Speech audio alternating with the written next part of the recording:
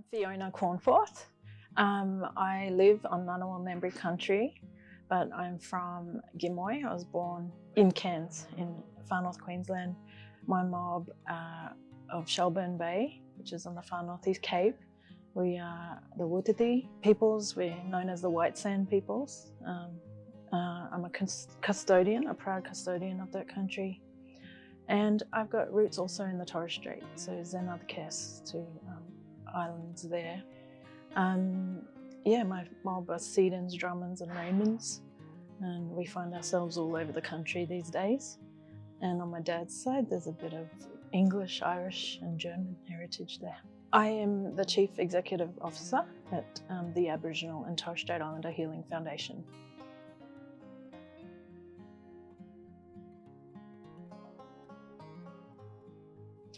These events are so important because it can feel isolating being in the space, having the workloads that people have, and to come together where it's safe and you feel held by each other to talk about some of the issues that plague us collectively, and to also come up with solutions about those issues.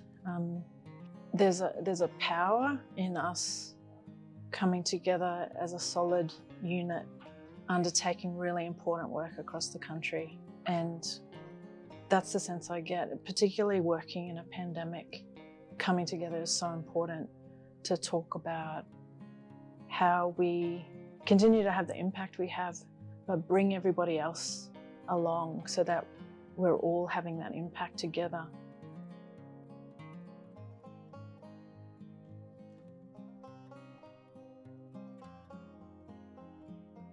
There are always heaps of takeaways from these events. One of mine, particularly after today, is how to elevate voices from spaces that could be overlooked, and in particular our remote First Nations communities. There's a variability to the work across spaces, geography, environments, and that's not often acknowledged. There's, I think, an understanding that decisions are made in Canberra that affect these spaces, but don't always appreciate what the reality is for these spaces on the day-to-day. The heavy lifting that social and emotional wellbeing staff in these regions have to do.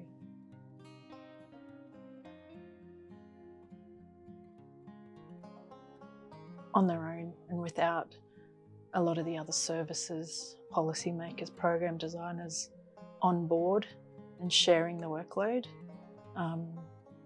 it's just not good enough. So I'm keen for us all to be advocates, particularly for those communities.